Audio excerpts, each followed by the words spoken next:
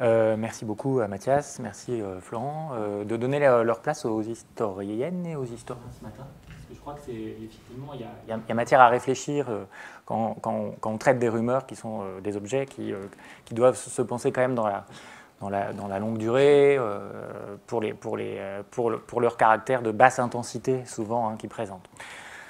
Alors le 3 mai 1789, le député de Bar-le-Duc, Adrien Duquesnoy, que je considère comme un député moyen, ça ne veut rien dire, mais en tout cas qui est ni trop radical, ni trop conservateur, en tout cas au début de la Révolution, il consigne dans son journal son compte-rendu des nouvelles du jour, comme beaucoup, des analyses sur la situation politique pour rendre compte de son mandat assez commettant, comme on disait à l'époque. Et il est complètement pris, évidemment, comme les autres, dans le tourbillon des événements, et en permanence, il dénonce le rôle des fausses informations, des rumeurs, qui polluent le travail des députés, et qui polluent ce qu'ils sont en train d'essayer de faire, c'est bâtir quelque chose, une sorte de nouveau régime qui se fonde sur des bases plus solides, sur la véracité des informations, sur des faits établis, qui puissent faciliter la prise de décision politique.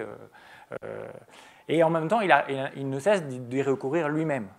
À beaucoup de fausses informations, de rumeurs, il est souvent déconcerté, il n'a souvent pas de moyens de vérifier l'information. Et ce tiraillement, il dit quelque chose des contradictions dans lesquelles sont très vite plongés les révolutionnaires. Ils se présentent comme les fils des Lumières, ils s'inventent comme les fils des Lumières, ces révolutionnaires, ces patriotes de la fin du XVIIIe siècle. Et ils se présentent comme les ennemis par excellence des fausses nouvelles et des rumeurs, qu'ils amalgament beaucoup aux superstitions, et aussi aux manipulations, aux mensonges du pouvoir, du despotisme, etc. Ils entendent régénérer l'esprit public, comme ils l'appellent, c'est-à-dire ce qu'on appellerait, nous, une opinion publique qui serait de qualité, voilà, l'esprit public. Ils veulent le fonder sur la raison sensible, c'est-à-dire sur la raison, sur des critères communs qui permettent des facultés de juger, qui permettent de dialoguer ensemble sur des bases communes, etc. Et puis aussi sur les affects, la raison sensible. Les affects qui sont une des bases de l'universel possible en fonction du droit naturel. Voilà, c'est ce qui peut aussi permettre de relier les hommes entre eux. Et pourtant, donc, ils se retrouvent tout de suite pris dans des contradictions, parce qu'il n'y a pas de période, disent-ils, dans lesquelles le statut du fait et de la vérité sont aussi remis en cause qu'à partir du printemps 89, et ils y participent eux-mêmes. Donc ça les plonge dans des contradictions totales. Et donc je vais essayer de réfléchir à la fois au rôle de ces rumeurs, qui jouent un rôle important pendant la Révolution française, qu'on a du mal à évaluer, d'ailleurs, dont on a beaucoup de mal en réalité à évaluer l'impact. On en parle beaucoup, on parle beaucoup du rôle des rumeurs dans les passages à l'acte, dans la radicalisation révolutionnaire, mais en réalité, on n'en sait trop rien, c'est très compliqué à déterminer. Et puis aussi, je vais peut-être un peu anticiper sur la question du traitement politique de ces rumeurs, et aussi de la manière dont... Alors, le corps social, dans différentes catégories, je vais parler des journalistes, mais aussi des artistes, réagit et en quelque sorte propose des autorégulations de la déstabilisation que provoquent ces rumeurs en pagaille pendant la Révolution française. Évidemment, il y a des... Alors, j'ai tenté un petit choc des temporalités par rapport à notre présent, qui légitime notre colloque, mais aussi qui fait que la rumeur, la fausse nouvelle, etc., sont des objets de réflexion collective aujourd'hui.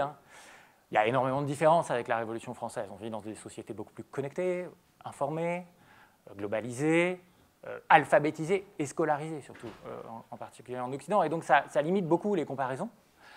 En même temps, bon, il n'est pas dit, vous allez voir, c'est loin d'être le cas, que moins une société est alphabétisée et connectée, moins il y a de rumeurs. Voilà, le rapport entre les deux n'est pas du tout évident, en tout cas. Et en tout cas, ce qui relie les deux temporalités, c'est que notre crise démocratique actuelle, du moins celle qu'on identifie dans une partie de l'Occident, est aussi une crise du savoir, et aussi une crise du fait, de la vérité. En tout cas, elle est identifiée comme ça par certains acteurs. Et donc, évidemment, c'est aussi ce qu'ont essayé de poser comme base de la construction du débat collectif ces patriotes de la fin du XVIIIe siècle qui est en train de vaciller, qui est en train d'être questionné en permanence.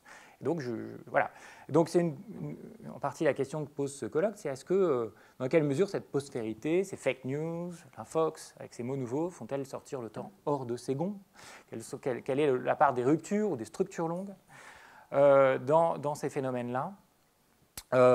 Et en particulier dans les réponses politiques. Vous avez parlé de la loi sur la manipulation de l'information du 22 décembre 2018. Donc là, il y a une réponse législative qui n'est pas tout sauf une évidence, en tout cas en France. C'est par la loi qu'on y répond, en faisant le choix de restreindre la liberté publique, en faisant marcher la machine judiciaire d'une certaine manière, avec des référés, etc. Donc avec une sortie du droit ordinaire et des procédures ordinaires, ce qui est peut-être une tradition française, vous allez voir, et qui date peut-être en partie de la Révolution française, mais dans un contexte, vous allez voir, très différent, et c'est ça qui pose question. Et puis aussi la question du lien entre les rumeurs et la mise en cause de l'expression politique populaire. Le phénomène des Gilets jaunes nous le montre abondamment. C'est avant tout sur le rôle néfaste des rumeurs, et en particulier liées aux émotions collectives, que les classes populaires, qui s'expriment contre l'ordre établi, sont mises en cause. Et effectivement, les rumeurs, elles ont été permanentes cette année, dans cette crise des Gilets jaunes. Baisse des APL, voitures brûlées qui auraient été en réalité amenées par la police pour faire croire à la violence des Gilets jaunes. La France n'aurait plus de constitution, elle aurait perdu sa souveraineté en matière migratoire à cause du pacte de Marrakech, enlèvement d'enfants, il y en a énormément, il y a matière. Mais en tout cas, ce qui est intéressant, c'est qu'il y a une vraie focalisation sur les catégories populaires et sur le rôle néfaste des rumeurs dans la construction des débats publics et dans la possibilité de construire du commun. Voilà. Et ça, évidemment, avec la Révolution française, vous allez voir, il y a matière à réfléchir. C'est aussi la question de la parole partisane, militante, voire politique, qui est mise en cause par la question des rumeurs aujourd'hui dans l'espace politique, du moins français, et y compris la parole radicale. Et aussi la focalisation sur les techniques, c'est-à-dire en particulier les nouveaux médias, les médias sociaux, etc. Et vous allez voir qu'avec la Révolution française, il y a aussi matière à comparaison. Voilà. Alors tout d'abord, je vais essayer d'aborder rapidement le rôle des rumeurs dans le processus révolutionnaire, qui est très difficile à déterminer. Les rumeurs, elles sont étudiées depuis un certain moment quand même, dans l'historiographie de la Révolution française, assez tôt en fait, par rapport aux autres champs disciplinaires. Dans les années 1930, ça correspond aux premiers travaux de l'École des Annales sur les émotions collectives, etc. Et il y a un travail fondamental qui est celui de Georges Lefebvre en 1930 sur la grande peur de 1789. C'est celui qui a un peu fondé l'étude des rumeurs. Et évidemment, immédiatement, on voit à quel point les historiens se sont saisis des rumeurs sous l'angle assez négatif, en fait, des émotions collectives, en postulant qu'elles déréglaient quelque chose, elles déréglaient l'ordre établi, et elles étaient source de radicalisation et source d'un des grands problèmes que nous avons à traiter, nous les historiens des crises politiques, des révolutions et de la Révolution française, c'est-à-dire la question de la dynamique de radicalisation, la force des choses, comme l'appelle Saint-Just, et le rôle des rumeurs est en permanence souligné là-dedans. Voilà. Sans qu'en réalité, jusqu'à Haïm Burstein aujourd'hui, dans son livre révolutionnaire en 2013, par l'anthropologie politique, puisque c'est vers là que ça s'est un petit peu déplacé, et à chaque fois, le rôle des rumeurs, voilà, ces rumeurs sont présentées comme des outils, en tout cas des phénomènes de radicalisation, de dérèglement, et elles sont un petit peu mises en cause dans cette radicalisation révolutionnaire, voire dans la violence. Ça, c'est les thèses de Haïm Burstein sur le protagonisme recourent beaucoup à cette explication-là. Bon. Or, on a peu de biais pour les saisir, évidemment, qu'au travers de leur ratissage administratif, policier, judiciaire, donc il y a toujours un filtre évidemment à passer. Et puis, c'est toujours le filtre des émotions, voire de l'émotivité populaire qui est posé. Bon. Alors, est-ce que c'est un facteur de désordre et de radicalisation systématique? Alors d'abord, il faut rappeler une évidence, c'est que la rumeur, la fausse nouvelle, elle façonne l'ordinaire de l'espace public. L'espace public n'existe pas sous l'Ancien Régime, en tout cas de la circulation des informations sous l'Ancien Régime. Elle fait partie de la culture coutumière des communautés urbaines et rurales. C'est-à-dire que ce n'est évidemment pas la Révolution française et les révolutions atlantiques en général qui les font naître. Les travaux de Robert Darnton le montrent abondamment. C'est-à-dire que cet espace habermasien qu'on a créé, un petit peu fondé sur la naissance de l'espace public comme un espace régulé par la raison, etc., c'est vraiment quelque chose dont on essaye de se départir, parce que quand Robert Darnton décrit comment ça fonctionne, on perçoit plutôt un ensemble de discours malveillants, de rumeurs, tributaires des nombreux conflits politiques et sociaux, etc. Voilà. Donc il y a un grain beaucoup plus compliqué que celui d'un échange entre gens policés usant de la raison. Et ça, c'est surtout à la fin du XVIIIe siècle que ça commence à se tendre de ce point de vue. En plus, non seulement le pouvoir s'accommode de cette culture coutumière de la rumeur, mais il l'entretient savamment. Il manipule lui-même les propagateurs des rumeurs. Il les utilise. Robert Darnton, justement, a aussi étudié ça, notamment dans un diable dans un bénitier, le diable dans un bénitier, quand il a décrit, par exemple, les liens complexes qui sont nourris entre les libellistes londoniens, qui essayent de saper l'autorité de la monarchie absolue française, et la police française, qui est chargée de les surveiller. Et il décrit comment, en fait, il y a des tractations, des négociations en permanence, voire de la manipulation de la police française, qui elle-même utilise des scribouillards, etc., pour fabriquer et propager de fausses nouvelles dans son intérêt. Voilà. Donc il y a un usage politique classique, il n'y a aucune innocence de ça en 1789. L'inspecteur de la librairie lui-même, Goupil, organise un vaste trafic de libelles clandestins, etc. Bon, voilà. Donc, voilà. Enfin, il faut ajouter que la rumeur publique, c'est un terme qu'utilise quotidiennement la police comme, pour décrire une source d'information et de connaissances policières, voilà, qui n'est pas forcément donc dévalorisant. Mais quelque chose change à la fin du XVIIIe siècle dans ce rôle de la rumeur, un peu coutumier de la rumeur, qui évidemment connaît des soubresauts lors des crises politiques réguliers. Et quelque chose change dans les rumeurs qui rapprochent de la rumeur, qui rapproche la rumeur de ce que certains historiens ont étudié comme la calomnie. Notamment, je pense aux travaux de Charles Walton, La liberté d'expression en Révolution. La rumeur est bien un baromètre de la crise politique et sociale du royaume. À partir des années 1770, elles augmentent, ces rumeurs. Elles changent de nature, de contenu, mais aussi de cible. Et la cause étant le contexte politique beaucoup plus qu'un contexte technique, de changement technique, de circulation de l'information, de multiplication des écrits. Non, non, ce n'est pas ça qu'on identifie, c'est évidemment la crise politique et sociale qui nourrit.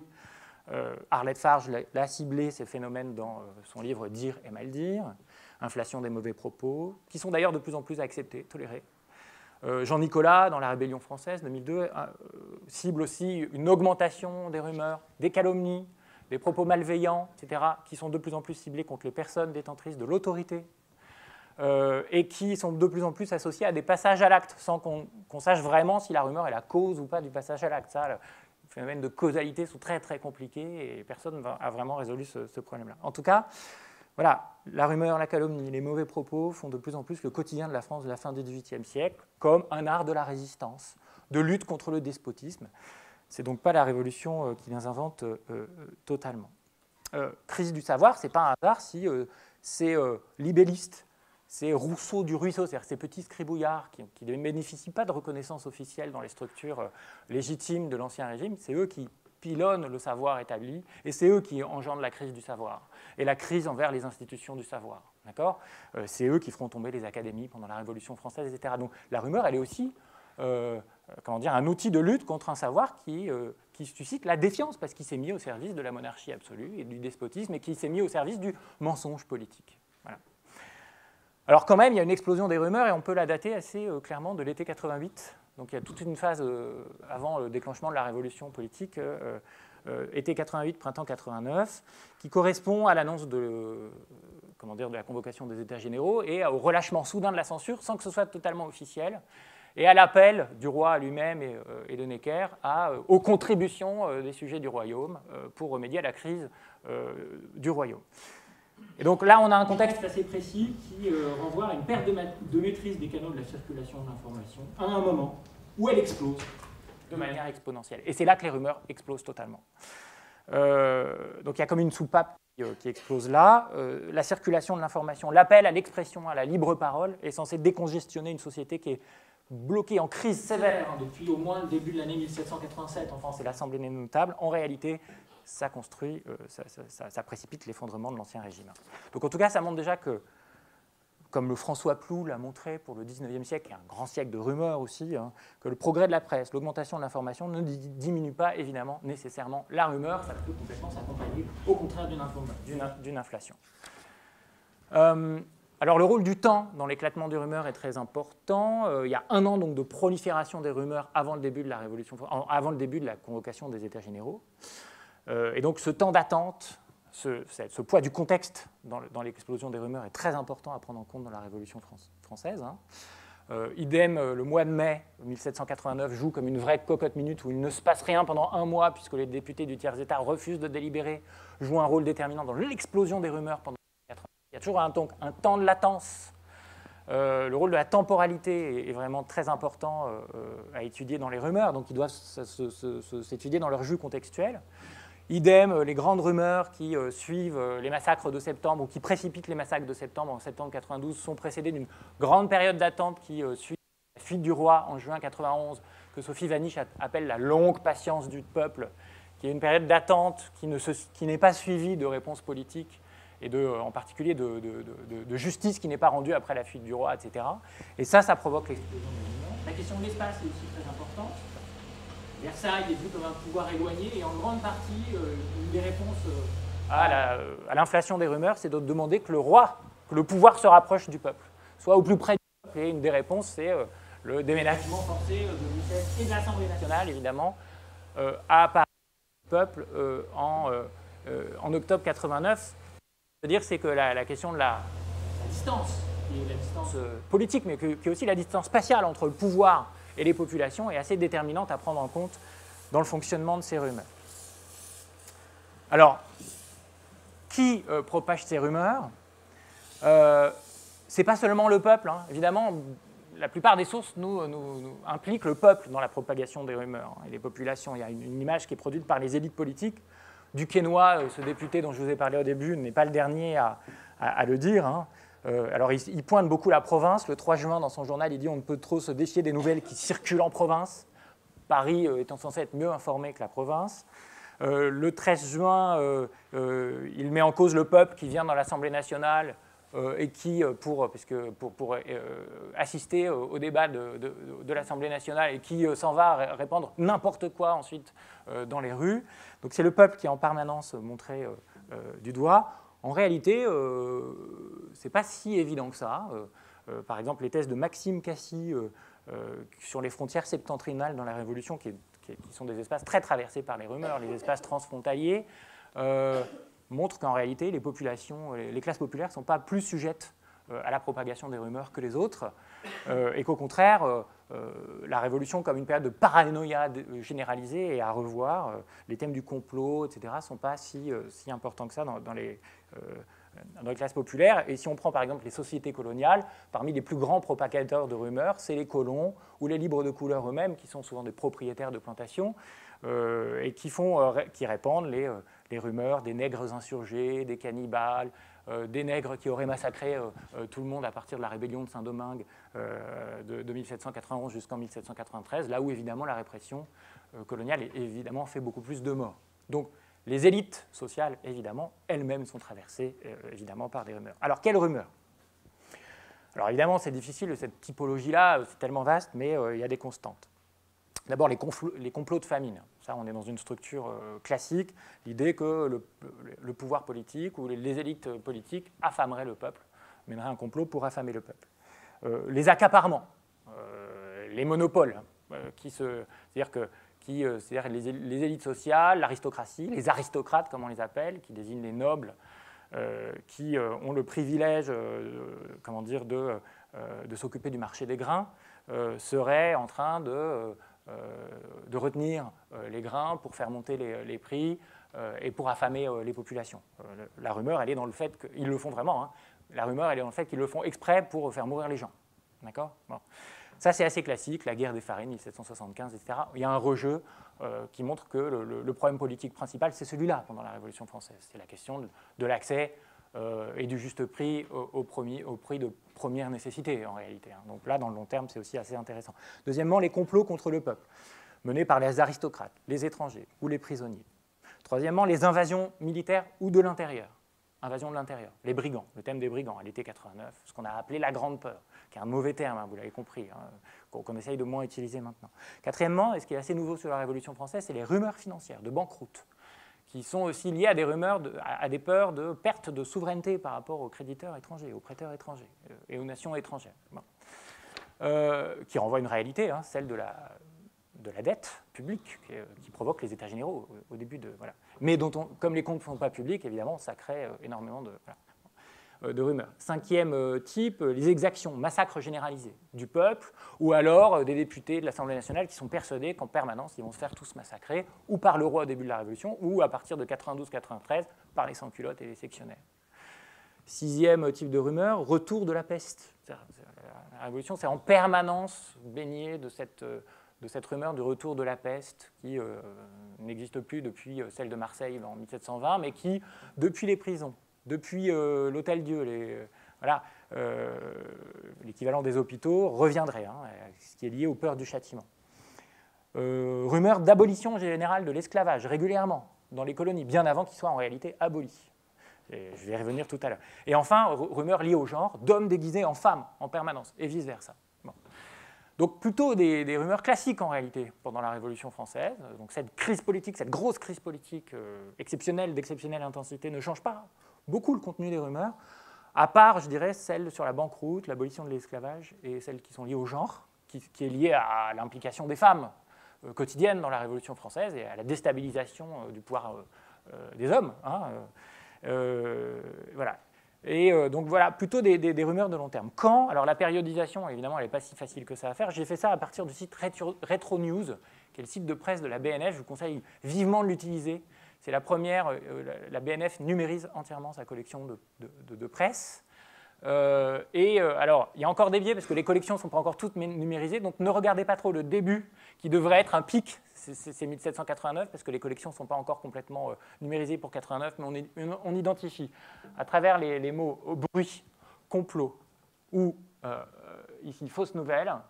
Le mot rumeur est trop polysémique pour s'attacher juste, parce qu'il veut dire aussi information en réalité. Hein, voilà. On reconnaît les grandes crises de 92-93, 1799, l'été 99 qui voit ensuite l'arrivée au pouvoir de Bonaparte, et surtout cet interrègne incroyable qui est 1814 et 1815. Donc à chaque fois, il y a un pic de ce terme-là dans le débat public.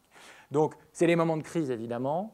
Printemps-été 89, fuite du roi, grand moment de rumeurs, déclenchement de la guerre, lié à la guerre civile, évidemment. Les rumeurs sont un grand phénomène de guerre civile. Voilà, donc c'est vraiment les... alors, fort ancrage local, même si pendant la Révolution française, peut-être pour la première fois depuis longtemps, ça circule nationalement et même dans l'échelle de l'Empire, les rumeurs. Sur les espaces précis de la circulation des rumeurs, c'est le rôle de la rue, du marché, de la courée, des cafés, des queues des boulangers, des fontaines à eau, tous les espaces de sociabilité quotidiens, avec des personnes types, hein, les individus types, les colporteurs, les porteurs d'eau, les boulangers, les concierges qui diffusent ces informations, plus les assemblées de section, donc ces nouveaux espaces de sociabilité politique qu'engendre la Révolution, les espaces transfrontaliers, que sont les frontières en guerre, en particulier, sont touchés par les rumeurs, les espaces coloniaux qui sont aussi et éminemment des espaces transfrontaliers, des circulations des informations, les limites des villes, en particulier au début de la Révolution française, l'incendie des barrières de Paris au début du mois de juillet 89 est complètement, c'est un espace qui est parsemé de rumeurs, voilà. Et évidemment, c'est un espace global aussi, toute l'Europe est traversée par les rumeurs engendrées par la Révolution française. À partir de 1793, l'Angleterre doit remettre en cause l'habeas corpus, sortir de son droit coutumier aussi, de la common law, en raison de la propagation des rumeurs liées à la Révolution française. Se méfier, attention, de la vision téléologique d'une société crédule, d'une révolution de gens du XVIIIe siècle qui s'est crédule. Il n'y avait évidemment pas le même rapport à la vérité. Le rôle des visions, des prophéties est très important. La Révolution française est une période de remontée du millénarisme.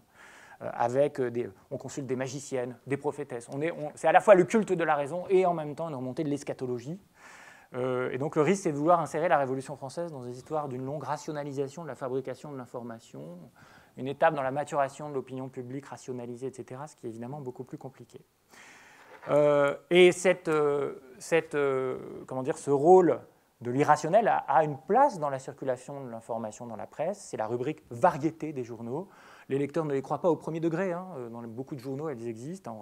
Et dans ces nouvelles qui utilisent beaucoup le cadre du conte populaire, etc., c'est une interprétation, évidemment, au second degré. Il ne faut pas postuler l'hypercrédulité des lectrices et des lecteurs, plutôt des lecteurs, 70% des hommes, plutôt. Hein. Voilà. Enfin, elles ne sèment pas uniquement le désordre. C'est aussi des mécanismes de protection, de vérification en période de peur, de guerre civile, de pénurie de l'information. Et pour preuve, les plus grandes rumeurs, celles que justement Georges Lefebvre a appelées la grande peur, qui sont que Timothy Taquet a revisité depuis. Hein. Il ne s'agit pas tellement d'une peur d'une invasion des brigands ou d'un complot aristocratique, mais plutôt d'une peur que les mauvais seigneurs veulent pénaliser leurs paysans dans leur implication révolutionnaire. Timothy Taquet a revu la grande peur comme ça. Alors qu'avant, on pensait que c'était plutôt la peur vraiment d'une sorte de vaste complot aristocratique et que les brigands payés par les aristocrates voudraient mater les paysans. Bon. Et en réalité, c'est ça qui provoque la solidarisation des villageois dans les campagnes, et ce qu'on appelle le mouvement des fédérations, la prise d'armes, qui aboutit à cette fête et à ce moment d'ordre exceptionnel, qui est un vrai moment d'ordre. Hein. défaite de la fédération en province, ici Lyon, qui est un moment militaire. Regardez à quel point ces rumeurs ont provoqué un ordre et qui provoque évidemment le serment et l'illusion d'une sorte de réunion et de fin de la Révolution dès l'été 90, avec la prestation de serment à la loi, à la nation et au roi. Donc il y a évidemment aussi une rationalité des rumeurs.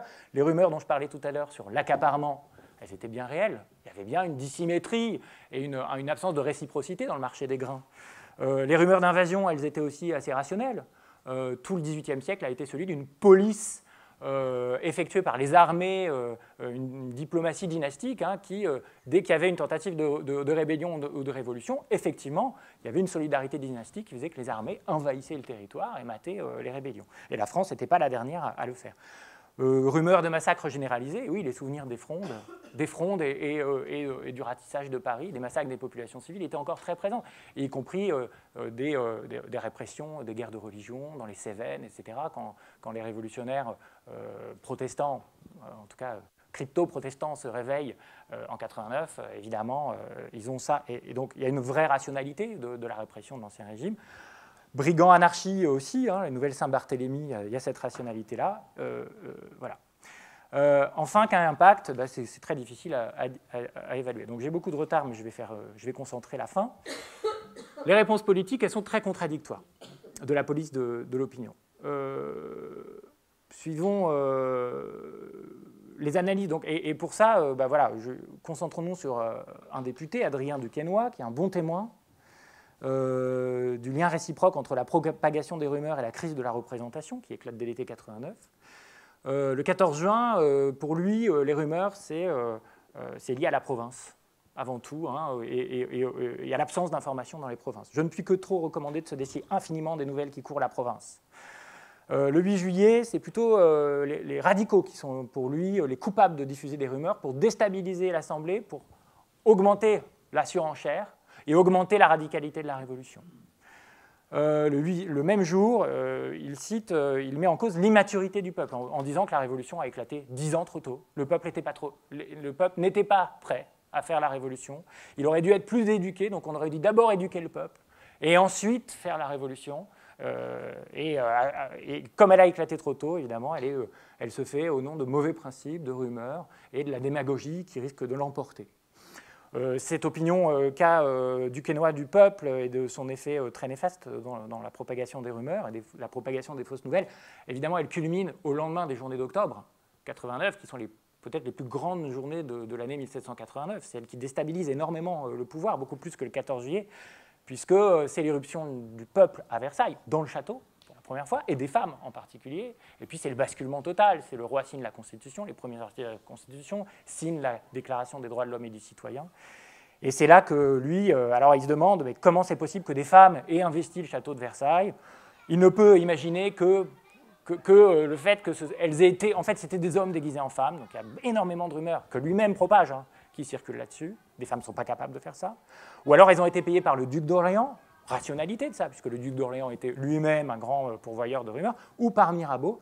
Ou alors, et on revient à des thèmes qui encore ont lieu aujourd'hui, c'est les Anglais qui ont payé des espions, etc., pour propager finalement les rumeurs les pires, et finalement qui a provoqué l'irruption du peuple là, à Versailles, etc. Donc c'est les Anglais qui déstabilisent l'équilibre politique du royaume, et ils parlent le 7 octobre dans son journal de revanche de la guerre d'Amérique. Donc l'utilisation de la rumeur, de la fausse information comme moyen de manipulation diplomatique, c'est courant sous la Révolution française, d'accord ? Et en particulier dans les espaces coloniaux. Alors, ces députés, ils essayent d'en tenir compte pour gouverner. La nuit du 4 août et l'abolition des privilèges, qui n'était évidemment pas préméditée, est une réponse politique à ce qu'on a appelé la Grande Peur. D'accord ? C'est une réponse politique à ce mouvement de rumeurs qui considéraient que les seigneurs veulent reprendre possession des terres, reprendre possession des paroisses. Voilà. Et donc l'abolition des privilèges est une réponse à ça. Mais les réponses les plus signifiantes, celles sur lesquelles peut-être il faudra discuter, c'est les sorties du droit ordinaire pendant la Révolution française. Et ce n'est pas sous la terreur. C'est très vite, c'est dès juillet 1789, la création du comité des dépêches qui autorise l'ouverture des courriers des particuliers. Donc immédiatement, ils sont dans des contradictions, ces révolutionnaires-là. Et évidemment, c'est donc sous la terreur, ce qu'on appellera la terreur, ce qu'on appelle de plus en plus la guerre civile, c'est les lois qui permettent de criminaliser la propagation de fausses nouvelles. Alors on ne le dit pas exactement comme ça, mais c'est propos contre des révolutionnaires, propos séditieux.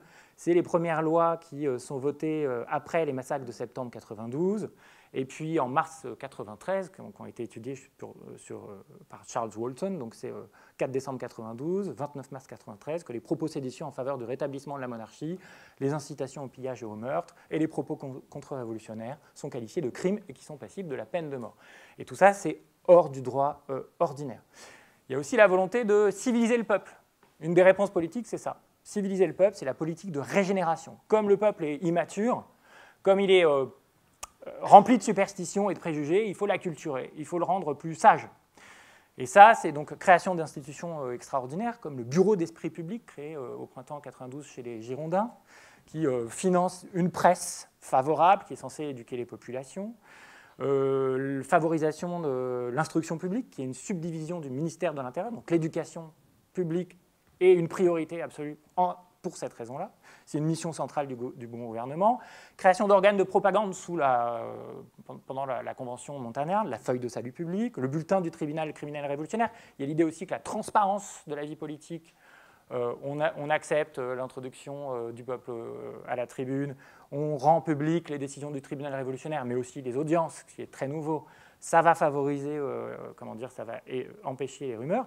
La politique de déchristianisation est complètement liée aussi à ça, et d'iconoclasme, je vais le dire très rapidement. L'idée, c'est qu'en enlevant les signes de féodalité, mais aussi de royauté et de religion, dans les rues, on n'appelle pas ça encore l'espace public, ce n'est pas seulement une lutte de pouvoir, une prise de souveraineté, c'est aussi une définition de ce que peut être un premier espace public, nettoyé de tous les signes qui peuvent empêcher la liberté de conscience et le libre débat. C'est aussi comme ça que ça se fait. Et c'est au mètre par mètre et signe par signe que ça se négocie. Sauf dans les périodes de grande crise où là, les populations les arrachent eux-mêmes, etc. Mais la plupart du temps, c'est très concerté. Et puis, c'est la question de la surveillance, l'idéal de surveillance qui est très forte. Alors, les autorités politiques utilisent aussi les rumeurs comme technique de gouvernement. Et parfois, elles réussissent très bien.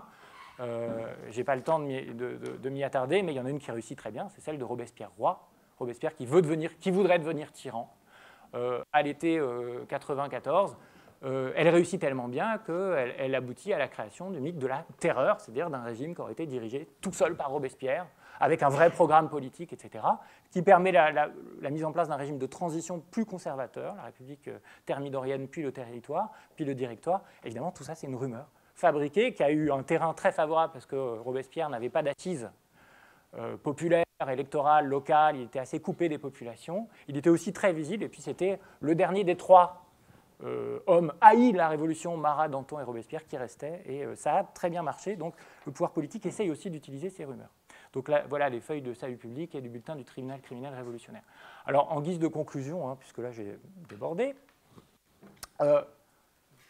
les réponses politiques, donc vous avez bien compris, j'ai voulu insister quand même sur la question de l'éducation, mais aussi sur la question de la sortie du droit ordinaire. Dans une période de guerre civile et de guerre tout à fait exceptionnelle, mais c'est ça que choisissent des députés qui se battaient pour l'inverse, en réalité, et qui choisissent eux-mêmes d'utiliser la rumeur comme outil de gouvernement. Donc ils sont dans des contradictions profondes. Mais il ne faut pas oublier, et ça peut être une matière à réflexion pour analyser ce qui se passe aussi aujourd'hui. Il y a des régulations informelles du débat public. Et j'ai appelé ça la révolution ou l'utopie du réel.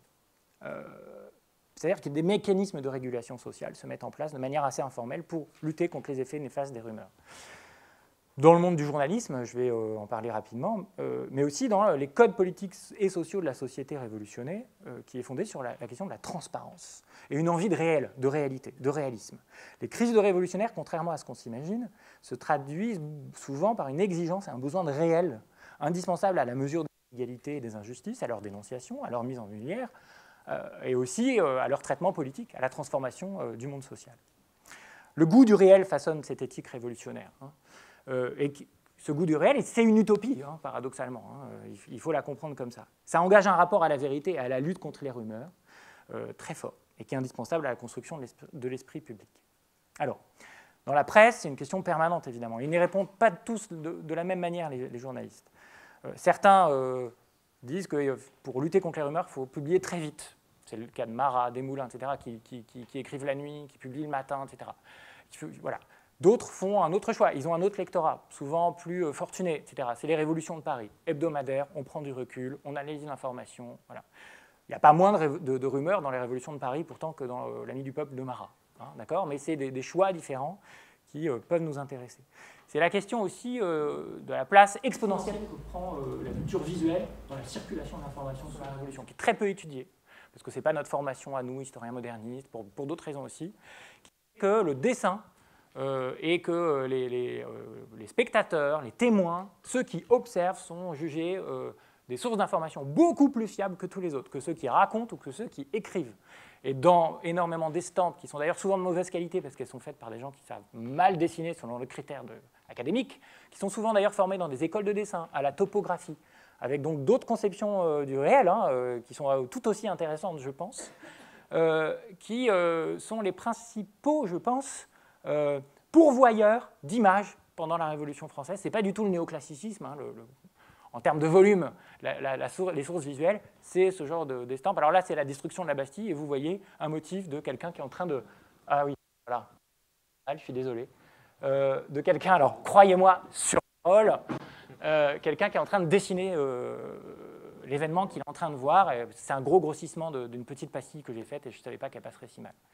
Donc l'art révolutionnaire, par exemple, c'est le dessin. C'est quelque chose d'éphémère qui colle à l'événement, etc. Donc, voilà. Le nom des journaux témoigne de cette volonté-là. Sentinelle du peuple, Scrutateur universel, L'Ami du peuple, le Tribun du peuple. C'est comme pour, voilà, le journaliste doit réduire la distance entre lui et l'information, et entre lui et le peuple, surtout.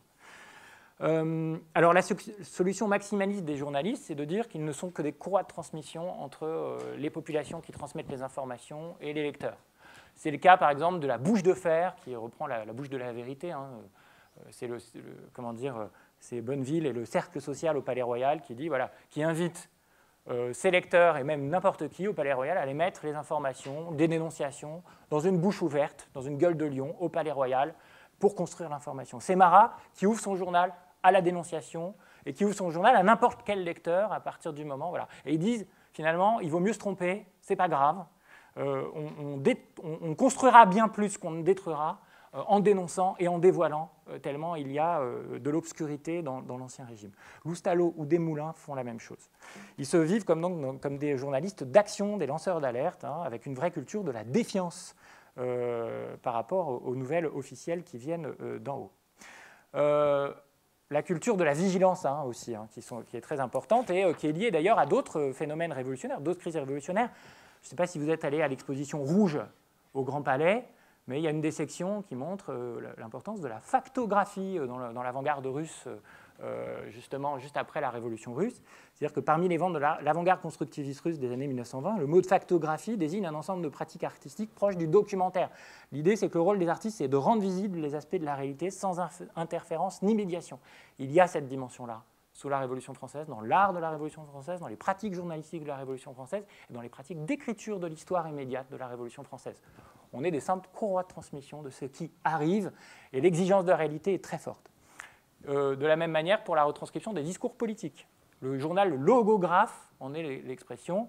Pour éviter de trahir la parole politique, qui est très difficile à prendre, hein, puisqu'il y a des journalistes qui sont invités dans l'Assemblée nationale, il y a une technique, donc ils ont une loge, ils sont 12 avec des grandes bandes de papier. Il y en a un qui prend le début du discours, l'autre le milieu, l'autre la fin. Avec un coup de coude, il renseigne son voisin s'il ne peut plus arriver à écrire. Et c'est une vraie utopie, c'est l'invention de la sténographie avant l'heure. Voilà. Et il y a même des machines qui sont proposées. La dimension technique dans la lutte contre la rumeur est aussi très importante. Évidemment, c'est une utopie, ça ne marche pas du tout. Et donc c'est arrêté parce qu'il propage autant d'erreurs et d'inexactitudes que les autres, mais c'est intéressant. Enfin, dans la culture visuelle, il y a énormément aussi de choses dans ces autorégulations pour essayer de rendre compte beaucoup plus authentiquement du réel. Il y a des dispositifs techniques qui se mettent en place, qui rencontrent un grand succès, qui ne sont pas très connus parce que c'est des images qui ne sont pas très nobles, etc., qui font 5 cm de diamètre. C'est le Physionotrace, qui rencontre un gros succès au Palais Royal. C'est plusieurs dizaines de milliers de portraits. Aux États-Unis, pendant la Révolution américaine, c'est plusieurs centaines de milliers de portraits dans toute l'Europe et dans toute l'Amérique du Nord. C'est une machine qui est censée prendre le portrait de profil sur le vif, et ça a un vrai rôle par rapport à, je pense, au rapport au réel, à la vérité, à la lutte contre la rumeur, puisque c'est les portraits politiques qui sont particulièrement affectés par ça. Il y a des vrais projets de portraits de tous les députés du Conseil des 500 en 1799, inachevés, parce que le directoire s'arrête avec l'arrivée de Bonaparte, mais qui dit qu'avec cette machine qui empêche de poser, qui empêche de tricher, qui dit la vérité du caractère, eh bien alors, on ne pourra plus propager aucune rumeur, aucune fausse nouvelle sur les députés. On voit leur vrai caractère, on peut avoir confiance en eux. Voilà, donc j'en ai plus que terminé. Pour conclure, j'ai oublié de vous parler quand même des projets d'éducation contradictoires pendant la période de la terreur, mais on pourra en reparler pendant la question, puisqu'il y a deux écoles qui s'affrontent. Ceux qui veulent fonder l'éducation comme outil de lutte contre les rumeurs, comme outil de civilisation du peuple, mais un peuple qui est jugé immature, et à qui on doit inculquer des choses, et qu'on doit finalement rendre quelque chose d'autre que le peuple. Et au contraire, les montagnards qui prévoient les premiers projets d'éducation gratuite, obligatoire, nationale, avec les cours d'école primaire, etc., et qui favorisent plutôt l'émancipation et l'esprit critique, en théorie, en réalité. C'est évidemment, ils sont en pleine contradiction, parce qu'en même temps, ils sont en train de mettre un état d'exception et de restreindre toutes les libertés publiques. En conclusion, j'attire votre attention sur l'enjeu évidemment de la qualification de ces fausses nouvelles et de ces rumeurs. Qui les qualifie et dans quels objectifs, hein. Il y a un gros pouvoir de délégitimation, évidemment, sociale et politique. Et c'est la plupart du temps, sous la Révolution, les catégories populaires, les radicaux et les femmes et les subalternes en général, je pense aux esclaves, qui sont visés. La question des techniques et des médias, qui sont, de mon point de vue, que des adjuvants, jamais une cause en tant que telle dans cette question-là. La question de la répression. Pendant la Révolution, la lutte contre les rumeurs, qui est jugée néfaste à l'établissement d'un débat public raisonné, entraîne une sortie des principes premiers de la Révolution et surtout entraîne une sortie du droit ordinaire. C'est la même chose qui arrive aujourd'hui. Je vous laisse méditer sur la comparaison du contexte. Parce qu'évidemment, il y a 200 ans, c'est une guerre civile, une guerre, c'était un tout autre contexte. Et enfin, les questions de l'éducation aussi, qui aujourd'hui sont aussi prises à bras-le-corps, hein, puisque dans les réformes, notamment de l'éducation morale et civique, le terme de morale s'est implanté pour dire, voilà, pour lutter contre le complotisme au collège et au lycée, c'est la morale qui doit être remise au goût du jour, et puis c'est aussi le récit national et le roman national. C'est des questions évidemment à méditer. Je ne suis pas sûr qu'en ne rendant pas les élèves actifs, comme l'avaient imaginé certains montagnards des années 1793 dans le démontage des rumeurs, on arrivera à grand-chose. Merci.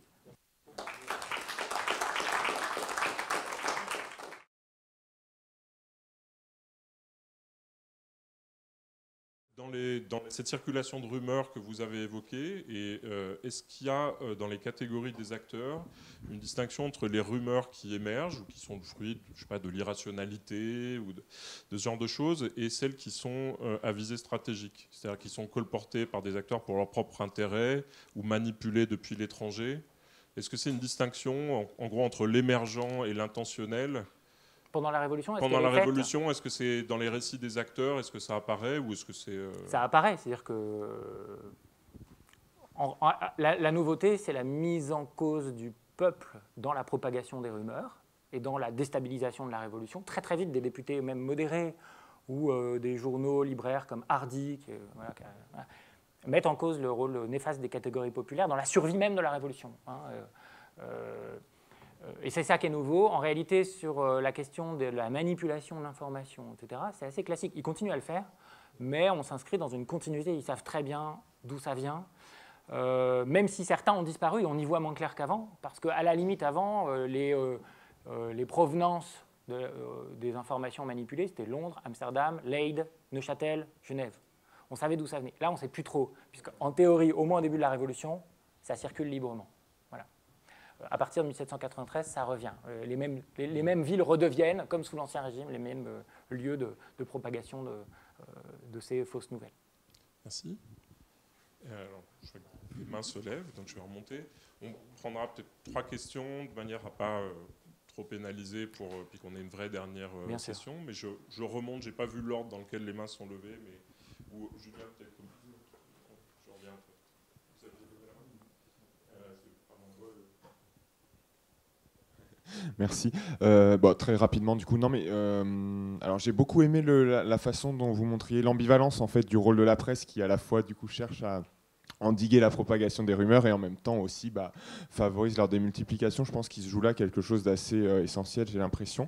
Et non, alors ce que je voulais, c'est moins une question qu'une remarque pour inviter à mettre votre communication, que je trouvais tout aussi passionnante que la précédente, les mettre en regard les unes des autres, parce que je trouve que il y a contrepoint sur deux aspects, quoi. On avait l'impression tout à l'heure, à propos d'Athènes, que les rumeurs étaient quand même dans leur grande majorité des rumeurs positives, voilà, des nouvelles plutôt réjouissantes qu'annonçaient. Bon, voilà. Alors que, bon, là, dans le cas de la Révolution française, c'est des rumeurs d'invasion, de famine, de massacre, etc. On est beaucoup plus du côté un peu effrayant de la chose.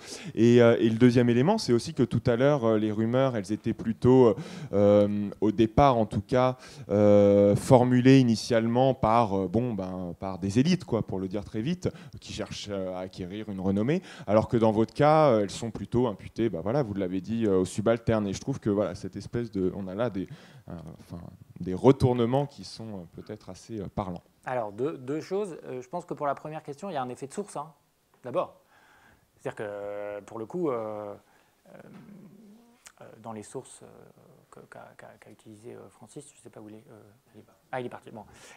Évidemment, on ne va pas avoir les sources les rumeurs négatives. Bon, dans les médias, il y a aussi un contexte qui est celui d'une crise politique et d'une guerre civile. Je n'ai pas assez insisté sur la guerre civile comme période, comme contexte très important de propagation des rumeurs, et de crise politique d'ampleur comme une révolution générale, et aussi de guerre européenne, voire atlantique. Donc c'est explicable, cette différence-là. Deuxièmement, les élites, les catégories subalternes, pour faire un amalgame, sont pointées du doigt par ceux qui écrivent et prennent la parole comme les sources de propagation des rumeurs et néfastes des rumeurs. Ce n'est pas du tout, j'insiste, les seuls à en propager, les élites politiques en permanence. Et parfois, ils ont des bonnes raisons. Les nobles, à l'été 89, sont persuadés qu'on va tous les massacrer. Ils ont des bonnes raisons d'avoir peur de ça, même s'il n'y a eu aucun projet. Vous voyez ce que je veux dire ? Ils sont traversés en permanence par ces rumeurs-là. Oui, d'abord, merci pour... Ah, pardon. D'abord, merci. Et je voulais intervenir à propos justement de ce dernier passage au sujet des portraits qui sont largement diffusés. Oui, vous m'entendez ou pas? Non. Oui, je les regarde en même temps. Des portraits qui sont largement diffusés et qui sont produits en série, surtout à partir de ce moment-là, c'est-à-dire on est sur des portraits qui ne sont plus ponctuels et sous forme de tableaux, mais qui sont diffusés dans des journaux, etc. Et qui servent également, qui ont, vous l'avez montré, une volonté de vérité, mais qui ont aussi un rôle très important dans la diffusion des rumeurs. Je pense notamment aux portraits qui sont des portraits de cabinet à Paris, pour parler des révolutions, par exemple à Saint-Domingue, par exemple au portrait de Toussaint Louverture, qui sont largement diffusés et qui sont qui, en tant que produits à Paris, loin des événements de Saint-Domingue, ont un aspect, sont très révélateurs justement de la diffusion de la rumeur à travers les portraits sérialisés en fait. Je suis complètement d'accord. Alors, je voulais ajouter que là, on a un dispositif technique très diffusé, qui est très peu étudié, mais en réalité qui a été vu par énormément de gens. Le Physionotrace, c'était quotidien. Les députés les distribuaient autour d'eux pour se faire reconnaître visuellement. Enfin bon, bref.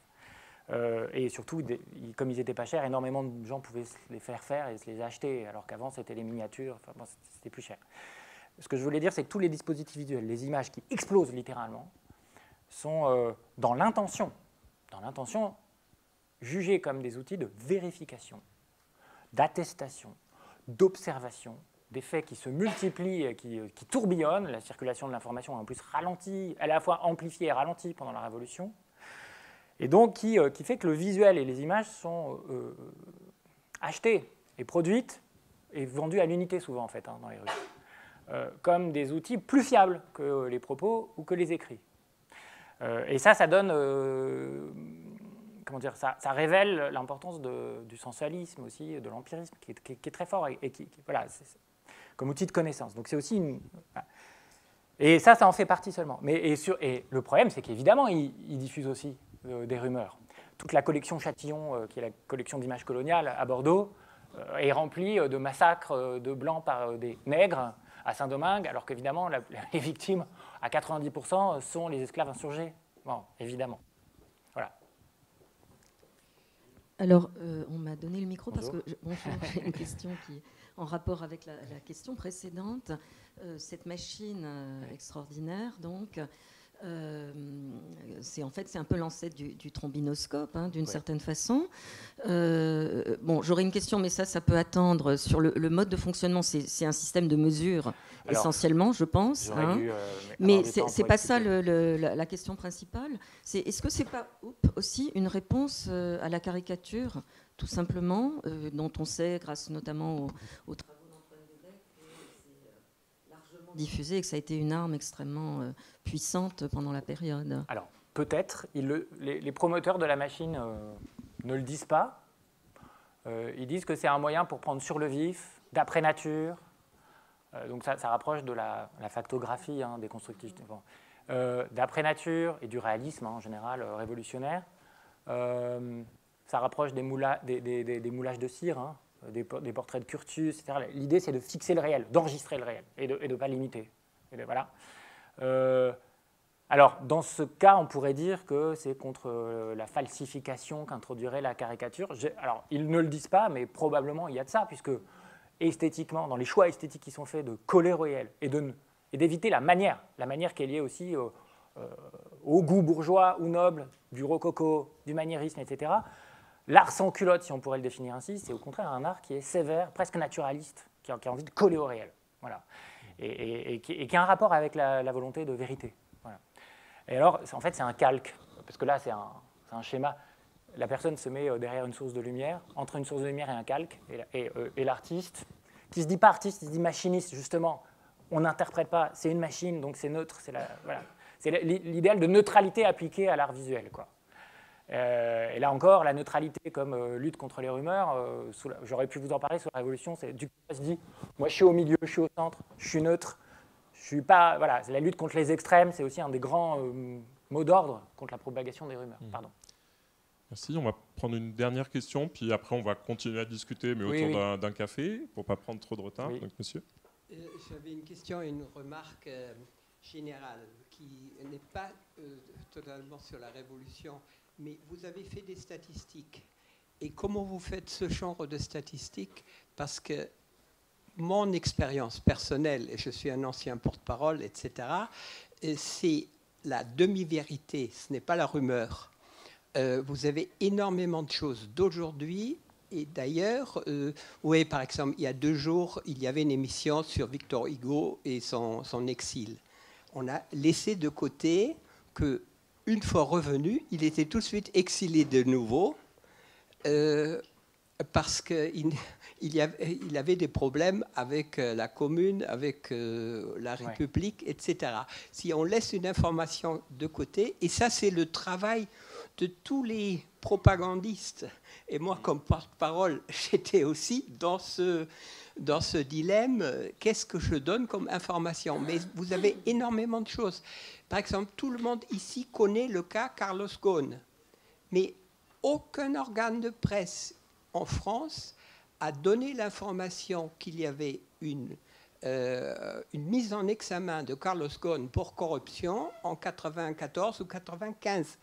Alors, comment fonctionne la presse dans des choses comme ça? Pour les affaires que tout le monde discute, mais j'ai vu énormément de discussions. Enfin, ce n'est pas maintenant pour Carlos Ghosn, mais vous voyez, il y a tellement d'informations qui sont supprimées et ce n'est pas du complotisme. Si vous le voyez de l'intérieur, comment tous ces communicants fonctionnent et comment on donne une information à une autre. Là, pour la Révolution, il y a énormément d'informations et de rumeurs où il y avait un grain de vérité dedans. Simplement, on l'a utilisé dans une certaine direction. Et c'est là où j'ai mon problème. Alors, 2 choses. Je n'ai pas fait les statistiques. J'ai pris l'interface que propose le site de Retro News qui qu'il y ait une numérisation de la presse pendant la période révolutionnaire, d'une partie de la presse dans la révolutionnaire. Je dis qu'il y a des biais dans ces sources-là, qui permettent de voir le nombre d'occurrences du mot fausse nouvelle, bruit, complot. Donc, qui permet de mesurer de manière pas fiable du tout, mais de mesurer un petit peu quand même le rythme de l'usage du mot dans la presse. C'est ça que j'ai fait. On pourrait faire pareil avec les archives parlementaires pour voir comment dans l'Assemblée ce mot intervient, mais évidemment, il faudrait une étude plus poussée, plus précise pour savoir dans quel contexte, pourquoi, etc., par qui. Deuxième chose, ce que vous dites sur... alors moi, je ne pourrais pas répondre en particulier sur Ghosn, etc. Des sciences profondes que vous semblez... toute la presse le met tout simplement à côté. Si. Le pool financier, tout le monde le connaît. Et que ça a existé déjà en 84, on le sait. Et si donc toute une nation met de côté une information que la presse pourrait avoir, et que Mediapart de toute façon pourrait avoir, ou Le Monde, il y a un problème. Ça, je peux pas répondre à semblait témoigner à propos de cette presse et de cette information. Sous la Révolution, elle a pour conséquence des journaux comme ceux de Marat ou des Moulins qui disent ce qu'on gagne en révélant tout sans vérifier l'information et en accueillant toutes les dénonciations est tellement plus important que ce qu'on perd qu'il faut le faire. Voilà. Je laisserai ça. On a un graphe des connaissances ou des mots absents aussi. Ça rejoint une thématique bien connue des historiens des sciences sur la science qui n'est pas faite et qui pourrait être mentionnée. Merci beaucoup. Merci. Donc, on continue à discuter autour de la pause. Merci beaucoup, Guillaume. Merci. Je vous ai pris votre...